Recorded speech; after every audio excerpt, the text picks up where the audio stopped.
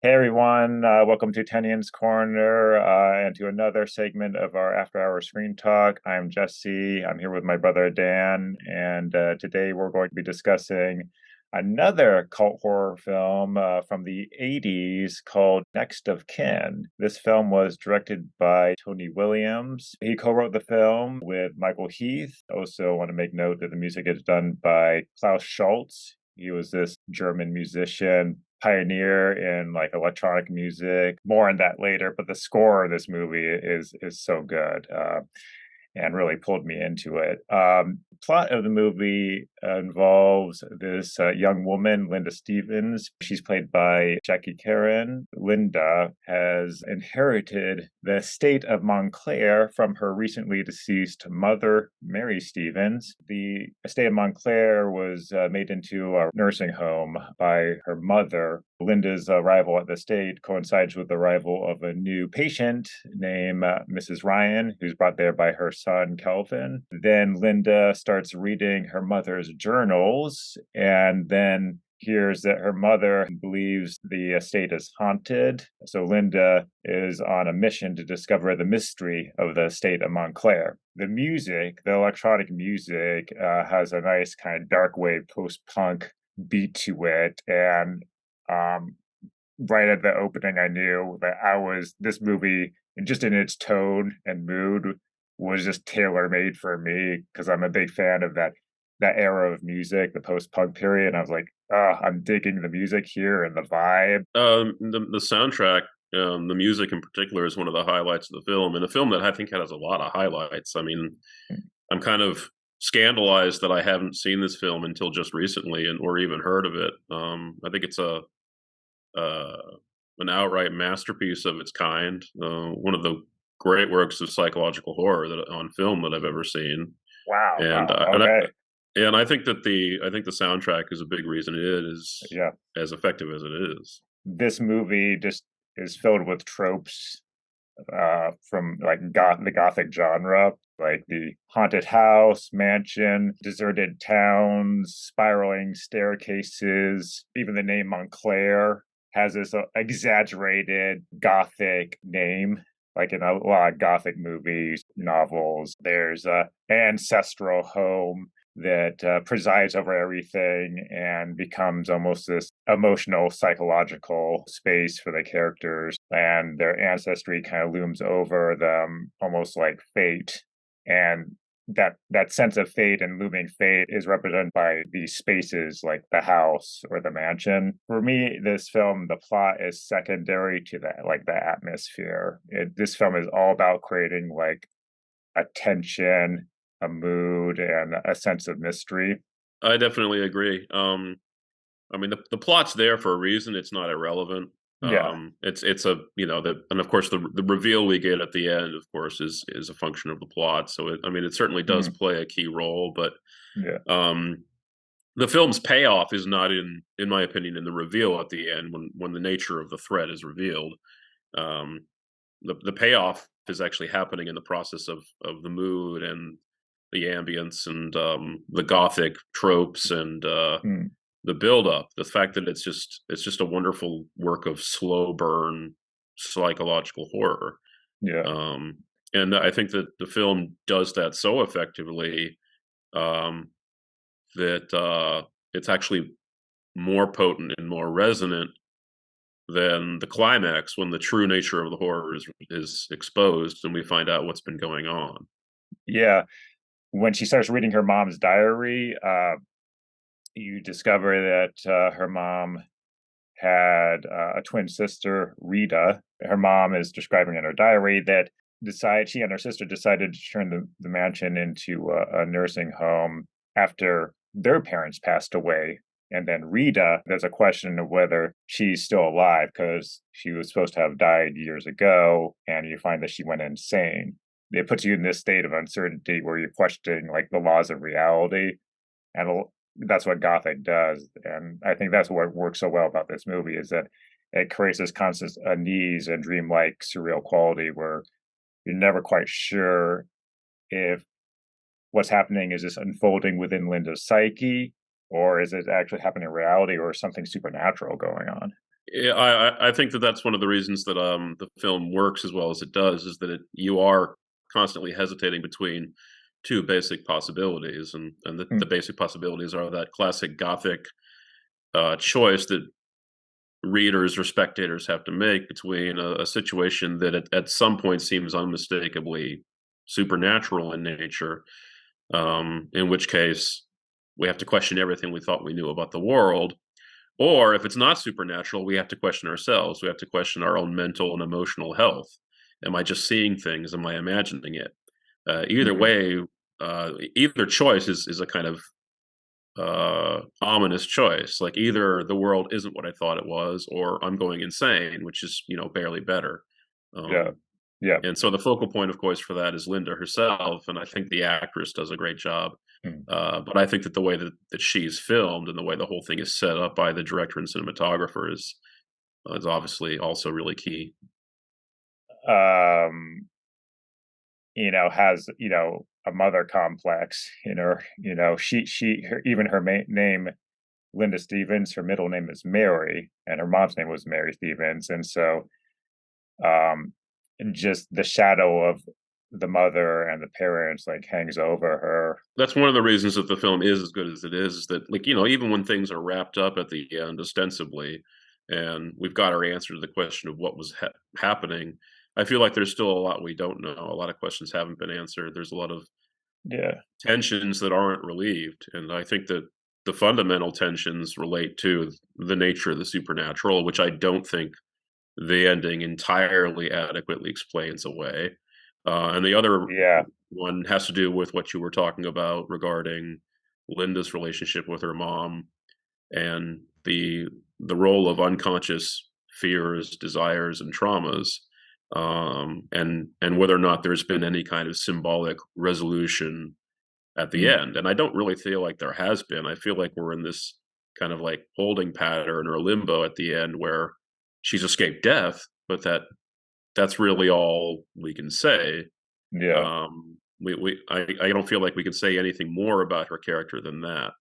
Yeah. Yeah, let's look at some of the other characters here in the film, like, one of them is Lance. He's been around in a part of Linda's life since she was a child, maybe even a kind of a father figure. You never hear about Linda's father, you only hear about her mother. You find out a little bit about his backstory that he has some PTSD from World War II. He was in like the North African campaign. And his character, although is not mad technically, but he is suffering from, trauma, PTSD, and that might be tied into kind of the madness within the family as well, linking that madness to a moment and era in European history.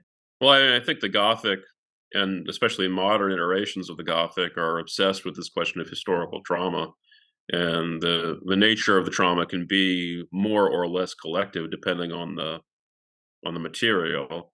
Mm, Um, I think that Lance is a source of what a kind of a trauma that's broader and more maybe more cultural and or not national in mm, scope. mm. Whereas I think the dominant thread is much more personal and private. It has to do with Linda's family. It has to do with her Yeah, mom, the estate. yeah, Um, but I think also in an unspoken way, it also has to do with colonial Australia. It has to do with yeah. um, the role of the Montclair estate, how it symbolizes this kind of older colonial Australia. Very Mm. Victorian. It Yeah, like this movie is supposed to be set, I think, contemporary with when it was made in the early 80s, but the very look of it is very Victorian. Yeah. I yeah, remember, and I think that's one of the other things about the film that I think is really interesting is like you mentioned Lance as a character. I would also mention Connie as a character that has a similar status to her. I don't know what her title is exactly. I mean, but she runs the estate in lieu of Linda until Linda arrives. Lance is, from a previous age, an older man who's in decline. He's had his prime. So he's kind of in between the past and the present and heading into the realm of, you know, the yeah, dead because of course he's yeah, declining. And then Connie herself looks like something out of Picnic at Hanging Rock. She seems like mm, emissary from a few decades previously. She's dressed very properly, her hair done up in a kind of old-fashioned way. She has a kind of mildly anachronistic presence in the film to me, where she just doesn't quite seem to fit in with the time and the place. She belongs, at that estate when it was, in its prime, prior to becoming a retirement home or nursing home, and maybe when it was attending parties and lords and ladies or whatever. I mean, she doesn't fit. But I think it's again a function of the idea that part of national, or I should say historical trauma, is understanding how the present is always inflected by different pathways of time, specters of the past that still persist.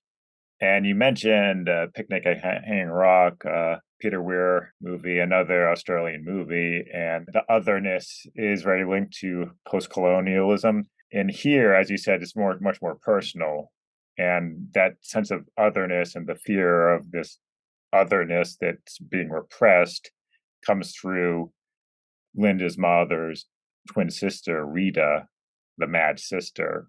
Madness is that what's being repressed in the family, and that fear that madness being passed down from the family has, I think, too, with Linda, been passed down to her as well, and other characters around her. I mean, one of the things I was really struck by about the film, considering it was made in 1982, is that um, you talk about the idea of the heritage of madness and how that's one of the true sources of fear in the film, true sources of dread. I was really interested that the focal point for that is a mother-daughter relationship, um, because this is a horror film, and horror films are notoriously preoccupied with sons, mothers and sons, for instance. So the mother-son Yeah, relationship occurs quite a lot in the horror genre. and that But comes into play in this one too. So yeah, yeah, yeah, I know. But the mother-daughter relationship really isn't a preoccupation of the horror genre, and yet it's front and center here. And the whole question of madness is maternal in nature, because I don't know if we ever know how her mom died. I think there's a strong suggestion at one point that she may have killed herself.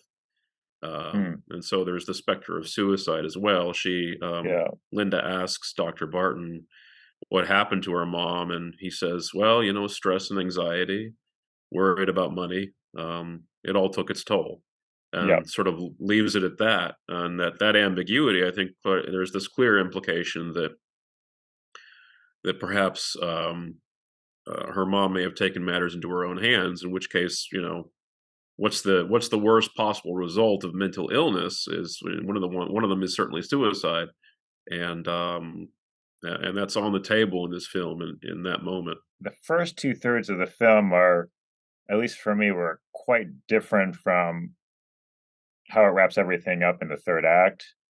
Um, the first two thirds feel very much like a gothic, like haunted house movie, and then in the third act, it becomes kind of like slasher movie. Yeah, I mean the switch from the gothic ghost story genre to the slasher one is a jarring one. And it's also one of the reasons I'm not satisfied by the explanation that the film proffers about what's been transpiring. And when I say I'm not satisfied, I don't consider that a criticism of the movie. I think the movie is very, very deftly channeling the Gothic tradition that you've been talking about. It doesn't seem entirely to resolve the nature of the dread, which seems so much more loaded and hard to pin down Yeah. than any explanation that we could possibly provide for it. Back to what you're saying about the mother and the trauma, you know, by the mother, passed down from the mother, that that darkness, um, that dark side to the mother, in horror films that you get, that is not nurturing. It's not in this like nice like Victorian conception of womanhood or motherhood. And I mean, I think that one of the things I've always been really interested in about psychological horror films in particular is that, first of all, they often focus on female protagonists. Second of all, I think they try to take the plight of mental health, specifically the plight of mental health by these female protagonists. They try to take that seriously. So like the classic setup, and whether it's an explicitly supernatural ghost story or otherwise, is that there's this protagonist, often a woman, who starts to see things and hear things and feel things, and nobody else does see or hear them. Usually, it's her husband who distrusts her, tells her she's being irrational. In this case, Linda has Dr. Barton to tell her that it's just a coincidence. Don't worry about it. But it's a film I think that really wants to take mental illness seriously, especially, I think I can see why Tarantino would compare this film to The Shining, not only because I think the ambience is similar or ambience, but also because I think that both of those films are really fundamentally in some ways about mental illness and mental health, Yeah. um, and the breakdown of a mind. And their mental health is a question, and is all this subjective, and as you're watching it, you're questioning your own perception, the character's perception, if what you're actually seeing is real or not. It's playing around with sight and perception constantly. Very much so. I mean, the whole film is about mistrusting the senses, mistrusting what Linda hears, what she sees, and not being able to clearly interpret or make sense of what she is seeing or hearing. People around her doubt her. They doubt what she's saying. They doubt the way she sees things. And again, so this idea of gaslighting. Um, and you feel a tremendous sense of vindication, or at least I do at the end when it's revealed that nothing was okay. Something was terribly wrong. Yeah. And you SOBs just should have listened to Linda. Mhm. And again, that's I think a common payoff in these kinds of psychological Mm. horror films where, yes, you see, she's not just a crazy woman. Yeah. Um, or she was, and that's precisely the point. You should have listened to her because she was a woman, Yeah, yeah, because yeah. she was seeing things that you weren't seeing. Yeah. Um, you know, Yeah, and it's like the Scooby-Doo wrap-up ending, where you think it's a supernatural mystery, and then it's just, um, humans impersonating ghosts or monsters and creatures, and then you get a rational explanation at the end. but I Mhm. think that the hesitation remains dominant. This moment of kind of like just uncertainty and not knowing where you stand or precisely what the character of the world is, and understanding too. I think, and this I think is explicit at the end of the film. I don't get a sense that the threat has been extinguished. The threat is out there in some sort of weird unspoken way. The threat is history. The threat is family. Yep, The threat is trauma, and these things don't go anywhere. They're here to stay. yep. Um, I, just am remembering now is in Dr. Barney's office. He had a painting on the wall of, the American painter Andrew Wyeth's Christina's World, a focal point in one of the scenes, 'cause, Linda's character is looking at it, and, it depicts this, reclining woman, and she has ah, kind of she have a yeah. she has a contorted form. Her back is to us. She's faceless. She's, on Yeah. this field looking at this, gray house, and you get a sense that this female character figure is crawling, towards her ancestral home, or that home. I thought that was just a beautiful, you know, little detail to put in the movie, that just it created this psychological resonance with a lot of what was going on in the movie. Like, a lot of this, Yeah, the house is this representation of the inner, or of, Linda's inner psyche. This is her inner world, that we're experiencing. Yeah. absolutely. And we haven't exhausted just how rich the film is on a textual level. I mean, I'm thinking about the recurrence of the color red. I mean, the film dwells very much in earth tones and cool tones, but then there's the recurrence of red, which of course appears very vividly against that backdrop. You've got the red ball in the flashback. You've got the red cap that Carol, Linda's romantic rival, is wearing. Then you've got Yeah. the red convertible. Yeah. You've got the red water. The water flows red with blood in the fountain at the end. Which, by the way, there's another detail too. Like, is Linda just seeing that? But anyway, I digress. But just the really careful use of a color palette. I'd like to add too, we didn't talk about this, but again about the Gothic. The Gothic is so often concerned with the epistolary, and it like that in the film. You have letters. You have what's the only relationship Linda can have with her mom is through her diary, her journal entries. Oh yeah, one of my favorite novels, Dracula, Yep. which is a epistolary novel, is written told all through letters and correspondence. Yeah. Yeah. And, you talk about twinning. I mean, it's almost like her mom's voice, the narratorial voice is in her head, so her mom's consciousness and her consciousness become one in those moments, get overlaid. There's a weird sort of overdubbing effect there, and, That is yeah, so interesting. Sorry to interject. I will yeah, continue, but that it makes me think of a line in the film from her mother's diary, where mother mm, says, "There's something in this house that is evil, that mm, lives and breathes the same air." So mm, there's that sense that, oh, if it lives and breathes the same air, there's a sense of madness and schizophrenia. Maybe the mom is describing something about herself that she's repressed, or like her dark side, where it's yeah. schizophrenic. She's hearing voices, but those voices are coming from within a part of herself. Yeah. Well, and I think that goes to, like, one of the potential resolutions of the plot. It doesn't turn out to be the resolution, but that is that will it turn out that the mother is the killer or some mother figure? Or will Linda herself be exposed as the killer? Because the killings, the drownings don't start to happen again until she returns. So it's one of the possible carrots that the film dangles in front of us as this question we have. Like, is Linda's mental illness such that she's actually in a full mental breakdown and has a kind of split personality, and one half of herself is committing the murders? I Yeah. mean, we see that in Psycho, obviously, but it's not the only film to have done it. As I mentioned before, the music was such a key element and just helped me immerse myself in this very surreal, dark, dreamlike atmosphere. Well, I Yeah. think the music in the film works the same way that the image of the grotesque grin does in that horror movie Smile. And the idea is you don't know when it's going to occur. Anyone that she could be sitting with could be this monster in disguise. Yeah. And similarly, it doesn't matter where Linda is, inside the mansion, outside of it, Yeah. with somebody, by herself. When that music happens, here we go into this strange dream state. Uh, uh, the distinction between what's real and what's imaginary, and the distinction between sleeping and waking. And we often actually view Linda in sleep and having dreams, Yeah. is really problematized, or I should say, rendered problematic in this film.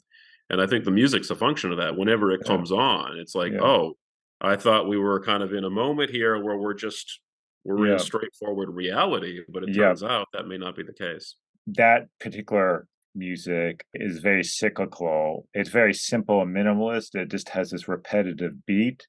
And I think it works so well with the way the film's framed, the cyclical structure of the movie. Yeah, I wonder about the director not getting a chance to do another film. Apparently, we'll have to look into that because it really is a shame. Well, Yeah. it's such a work of craftsmanship. Yeah, everyone knows, watching the video, like, a lot of the films we select, to discuss, they're on Tubi, which has, like, incredible, like, library, back catalog of cult movies. Like, if you're really into movies or horror films, like, Tubi is, like, one of the best places, like, and, Tubi's a gold mine. There's tons of stuff on Tubi that, yeah, you that just really great, exploitation and independent yeah, art cinema. I yeah, mean, there's lots of stuff on there to mine.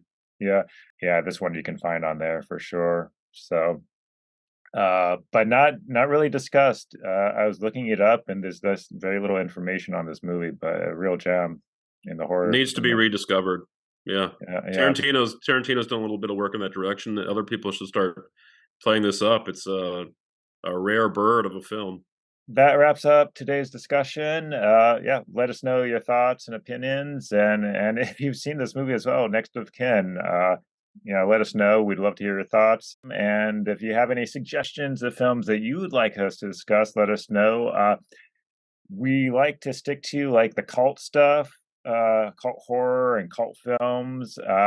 we're going to out into other genres, but that's a real passion of ours and area of interest. So we'll probably keep those going, but we'd love to hear suggestions for what you'd like to see as well and what kind of reviews or movie discussions you'd like us to do. We'd be open to it. So if you liked the video, please like and subscribe, and we'll look forward to seeing you next time.